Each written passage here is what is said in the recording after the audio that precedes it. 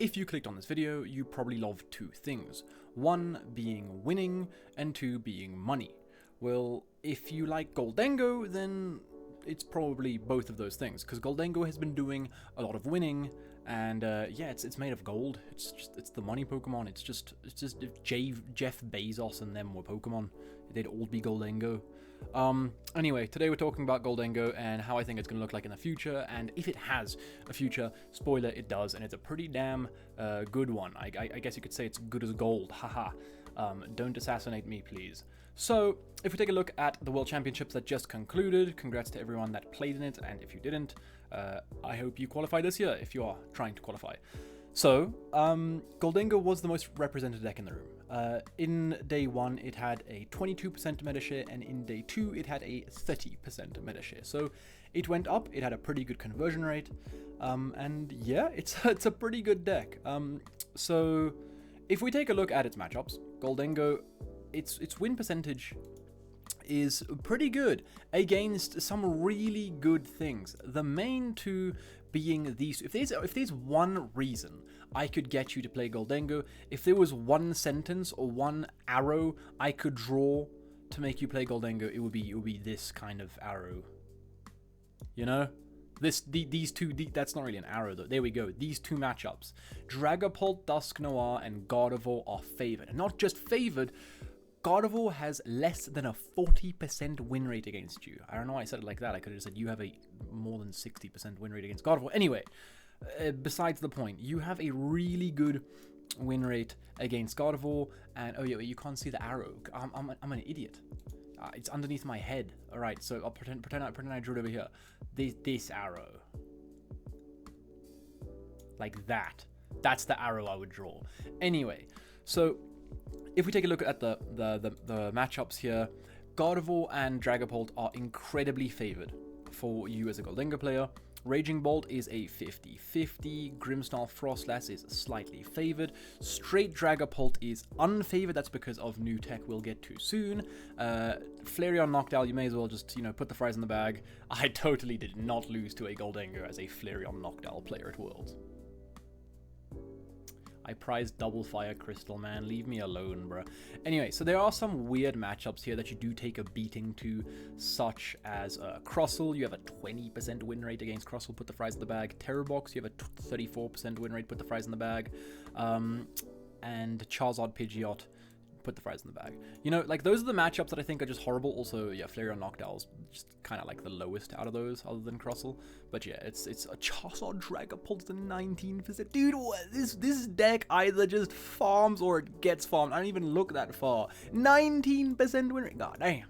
We'll take a look at the online matchups in a second, but this is where we are right now from the Worlds event, and these are the best players in the world. It is the World Championships, so if there is any data to look at, I'd say it's probably this data.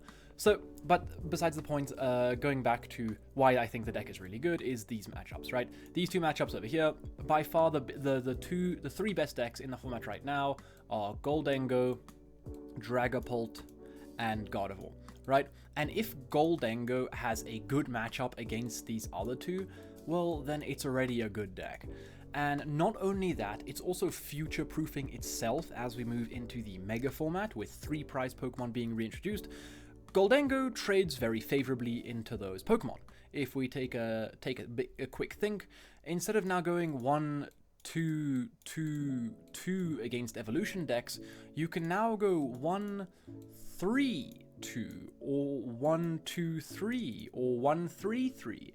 It just cuts your game by like a turn, right? Which is really good, especially when you're already assuming your Gholdengo is gonna die, because let's be real, Gholdengos aren't that tanky, and when they survive, you're probably winning the game regardless. So you're probably taking a knockout and then trading back and forth. And against decks like Mega Lucario, who has, I think, 350 HP, you have to discard 7 energy.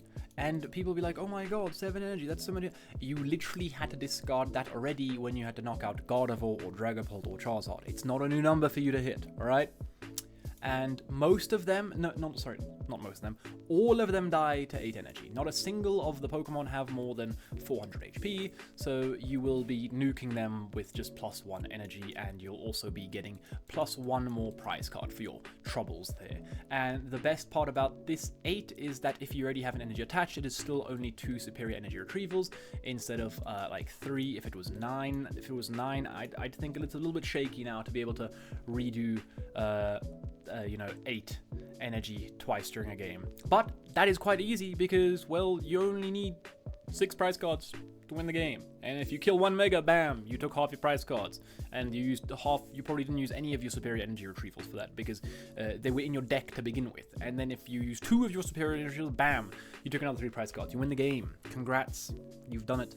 But yeah, obviously, more intricacies to that. It's probably going to be prize cards taken early game, probably be prize cards taken mid game or end of the game, But that's what I'm saying. It's not that difficult to hit these higher one-shots. And that is honestly the main... I could end this video right now and be happy. Because that is the main reason that the deck is going to be good. It's more consistent than Raging Bolt, arguably. It has a better matchup spread than Raging Bolt, 100%, and I think it's a little bit more future-proof than Raging Bolt in a way, because Raging Bolt relies on external factors such as Noctowls. I can't use the arrows. Actually, I can kind of over there. It relies on outside factors like Noctowl. And it needs Ogreponds on the bench, and it needs Sardas. Whereas Gholdengo just wants energy and that's not how you spell money. Moeni. That's all it wants. All right. Anyway, Japanese word of the day because I'm moving to Japan. I'm probably gonna like start a little jingle, a little series throughout my videos, a little jingle for Japanese word of the day. Doofenshmirtz Evil Incorporated. Yeah, today's word of the day is okane. Okane. That means money. Very fitting for today. So yeah, if you guys like okane, smash like. If you don't like okane, you're probably a child, and everything is paid anyway, and you've probably never seen money in your life. So fair enough. And then Gholdengo's name in Japanese is Surfago, like surfing. Get it? Because he surfs on money because he's so rich. Surfago.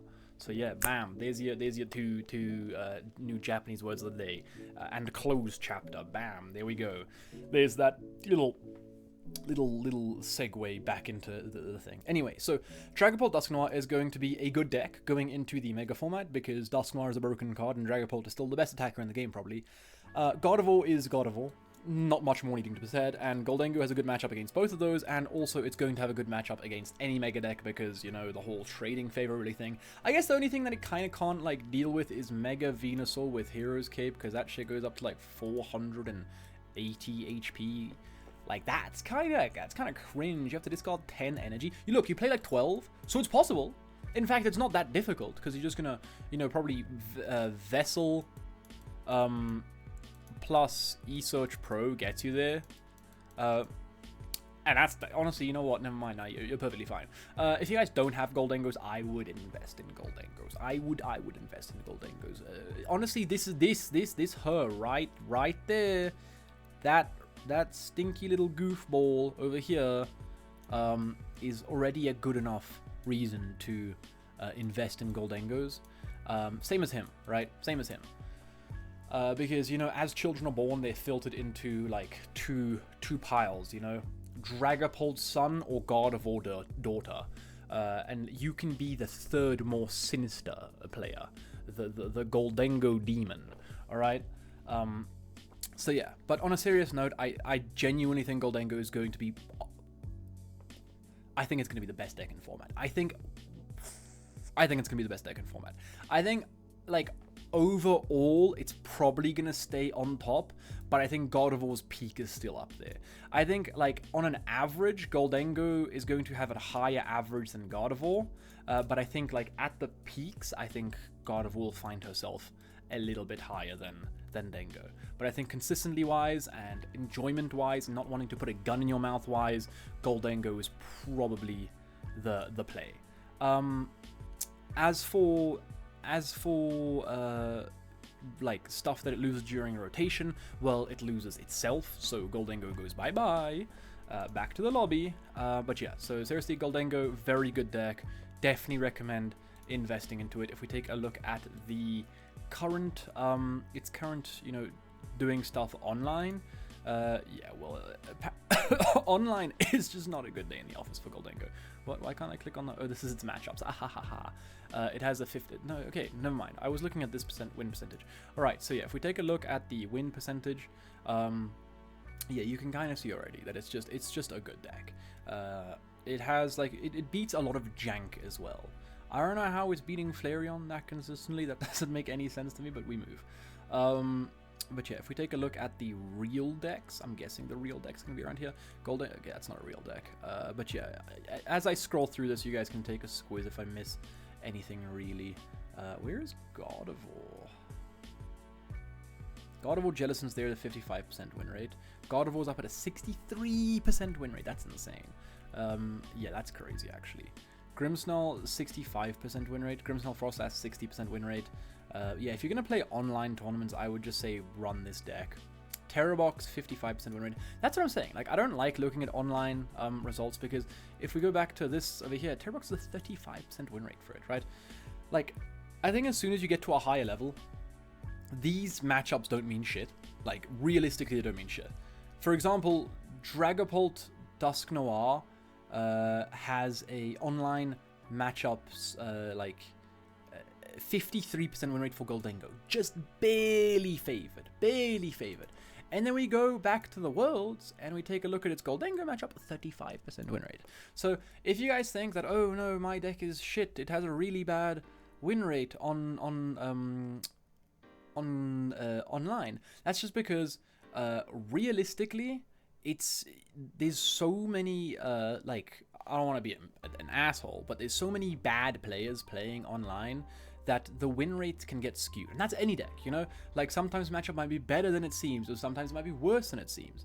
So never take these online results always take them with a grain of salt. Always, whenever you see these online results, you don't want to look at, okay, look, if you look at Crustle and see it as a 100% win rate against Quad Charizard with no answer to Crustle, that's probably fair, that's probably fair. But don't go and look at, Gholdengo against Dragapult and think, oh, that matchup's free. Because it isn't. Sometimes it's not free, because if we take a look at straight Dragapult at Worlds, well, would you look at that? It has a favored matchup into Gholdengo, 54%, right? And now if we go back ahead on this thing over here and we take a look at Gholdengo's matchup, let's just do into straight Pult, it's favored. Gholdengo's favored. So that's something that you need to take into account, is that sometimes online play is good, sometimes online play are bad. So yeah, but anyway, Gholdengo, good. Money, good. And I also kind of forgot to mention that Gholdengo has so many variants. So you might think Gholdengo is just one of those decks that just does one thing. It hits hard. True, but it also has lots of different ways to hit hard. If we take a look at the World's Championships, and we can take Gholdengo, for example, I don't know if we can split it into the variants that Gholdengo had, but Gholdengo had a lot of different decks. For example, Gholdengo Joltik was a big thing, right? And that's a pretty good version of the deck. It won the senior division. On top of that, it has a lot of partners. For example, we saw the most common one was the Sizzle. There was a few Dunsparce versions of the list. There was a few just completely straight Dengo with the just Genesect, that was it. There was no fooling about. There was some Toadscool versions for the mirror match and stuff. There was the ones where running Baby Genesect. So it is a deck that isn't just completely on its own. Another thing was the Togekiss, right? For example, Togekiss might be even better in next format because now you can turn that 4-prizer into a 3-prizer into a 4-prizer with Togekiss, with Wonderkiss active, right? So, and this was the highest placing Gholdengo list at the event by Piper Lepine. So this version of the deck going forward might be the optimal way to go because Togekiss, just get an extra prize card. It's quite good, especially now when your prize mapping is just going 2-4, right? Or, for example, if you had heads on the first one over here, you can just go 3-3 without even having to worry about them setting up another Mega, right? So you can just kill an EX, take your 3 prize cards with the coin flip, and then you can just go 3 again when they finally set up the actual Mega. So I think the Togekiss is definitely, or not, maybe not definitely, but probably the way to go about this deck moving forward. Just because of how strong it is, it gives you a lot more flexibility in your prize mapping, especially against the decks that this deck struggled against. For example, was Flareon Box, and Flareon Box had a very easy 2/2 if you took the first prize card. However, now if you're putting on pressure with the Togekiss, 2/2 is a lot more difficult for them, because now you're threatening a 3/3 or a so it's quite scary. Especially when now, if you take the first knockout with a heads, now you can go 2/2 by taking a 1 prizer over here, or you can go 1/3/2, right? So if any of these hit heads, you can basically win the game after you've taken that first 1 prizer. Whereas like any other way, if you take the first prize card, you just have no extra way of taking an extra prize card on any of these 2 knockouts, forcing you to take an extra turn to take the last prize card. So you have to go 1, 2, 2, 2. Whereas now with the Togekiss, you can go 1 gamble, 2 gamble, and 2 gamble. And if all of these hit tails, quit the game, right? Because you only need one of them to hit heads. It's literally a 50-50 3 times. So it's like 75%, like 83% or something like that you're gonna win the game or hit heads on one of them.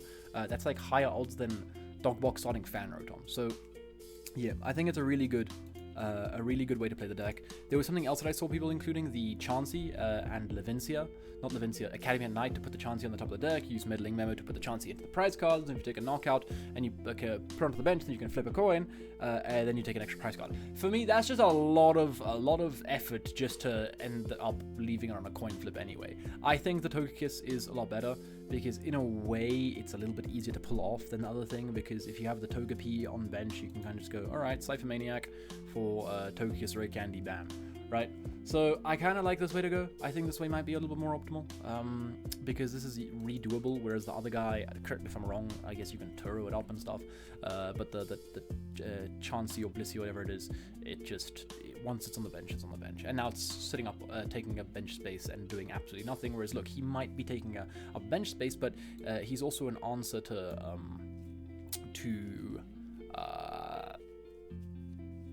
Crustle. Like, look, it's not a good answer, but it's an answer, right? So yeah, I think that Togekiss is great. I think Gholdengo is good. I'm not going to say great, because I just can't bring myself to do that, but I think it is definitely one of the strongest decks in the format right now. I think the nicest thing is just going through all of the different versions of the deck, and you can kind of just see what people had in mind when playing the deck. And yeah, the deck has, I think the most common way of playing the deck is currently the Scissor build, but I think it might probably shift to the Togekiss build. Especially, here's the wall of text, by the way, the lucky bonus. But yeah, I don't really like that. Anyway, love you, Pookies. Peace.